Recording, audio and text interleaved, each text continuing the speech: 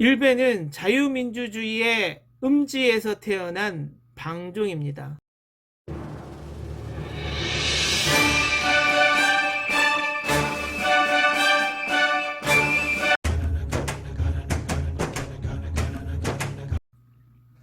안녕하세요. 정치를 품격 있게 풀어드리는 정치클래스TV의 심상만입니다. 오늘은 요즘 코로나19보다 더 이슈가 되고 있는 N번방, 박사방과 일베에 관한 우리 사회 마이너들에 대한 이야기를 해보겠습니다. N번방 사건은 정말 우리 사회의 범죄 중에서 그 악의 끝이라고 말해도 무방할 만큼 어린 여자들을 성노예시키며 돈을 벌어들이는 엽기적인 사건이 아닐 수 없습니다. 이 사건이 파장이 얼마나 큰지 처벌을 원하는 청와대 청원이 단시간 내 500만 명이 넘어섰고, 문재인 대통령은 그 텔레그램 방에 가입했던 26만 명을 전수조사하라고 명을 내렸고, 연예인 박보영 씨도 청와대 청원을 독려하고 나섰습니다. 그런데 이 와중에 주범인 조주빈이 일베다, 좌파다 라는 논란이 일어나고 있습니다. 기사 한번 볼까요? 머니투데이 기사 타이틀이 정말 저에게는 딱 이런 생각이 들었습니다. 상식적이라면 조주빈은 좌파 대 우파다 이런 구도가 정상적이지만 이 타이틀은 일베 대 좌파 이런 구도가 벌어진 것입니다. 결국 일베는 우파, 극우 뭐 이런 시각이 성립이 되는 거죠. 일단 여러 네티즌들이 조주빈이 일베에 가입했다라는 것을 증명하기 위해 조주빈이 대학 시절 쓰던 이메일로 일베 사이트에 아이디 찾기를 시도했고, 이 일베 사이트에서 이메일이 보내졌다라는 것은 조주빈이 일베에 가입되었다라는 증거를 내놓고 있는 것을 보아서 조주빈이 일베 회원이라는 것이 맞다는 추측이 됩니다. 또 조주빈의 동창생도 같은 주장을 하고 나서서 이 추측을 더 신빙성 있게 만들어줍니다. 일베 측에서는 N번방 사건과 일베는 아무런 관련이 없다라는 성명을 내면서 그 직인에 노무현 김대중 대통령을 조롱하는 내용을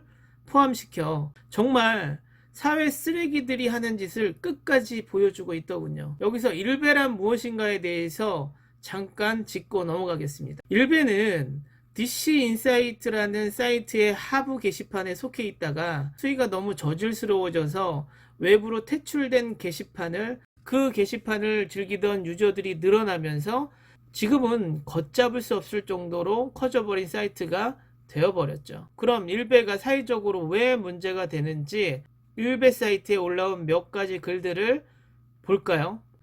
5.18 가족을 조롱하는 사진과 글, 고 노무현 대통령의 죽음을 조롱하는 사진과 글, 세월호 학생을 조롱하는 사진과 글, 살인을 했다는 인증사진과 일베 표시, 생산된 아기조병을 놓고 입에 올리기도 싫은 엽기적인 행동을 한 후에 올린 인증샷, 이런 엽기적이고도 범죄적인 행동을 자랑 삼아서 게시판에 올리고 아무렇지 않은 듯 회원들끼리 즐기며 같이 조롱하고 박수를 쳐줍니다. 그런데 왜 이들은 자꾸만 범죄 수준으로 수위가 올라가는 게시글들을 게시판에 올릴까요? 이들 게시판에 상위로 올라가려고 하면 조회수가 높아야 한다고 합니다. 이 조회수를 높이기 위해 남보다 더 자극적이고 더 범죄적이고 더 엽기적이어야 베스트 글로 올릴 수 있다라는 것이죠.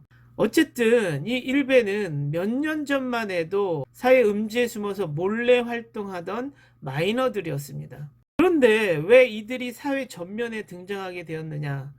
정치권이 이들을 이용하면서 일베들이 음지에서 양지로 올라오는 사다리를 만들어버린 거죠.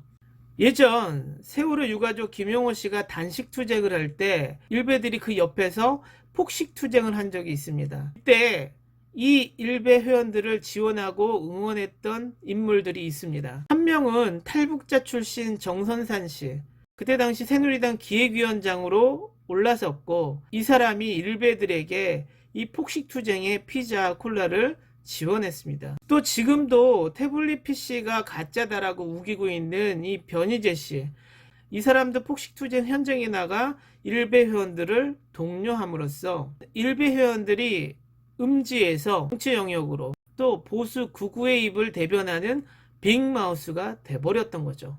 몇 년 전 자유한국당 안영환 대변인이 일베가 디도스 공격을 당한 것을 순수한 네티즌들이 공격을 당했다면서 편을 들어주는 엽기적인 성명을 내기도 했죠. 그것 또한 일베 회원들을 정부 여당이 일베를 정상적인 사이트라고 인정해주는 꼴이 되어버렸죠. 일베 사이트가 그냥 일반적인 커뮤니티 사이트에서 회원이 늘어나고 기업화되고 있다는 증거의 기사가 얼마 전에 나왔죠.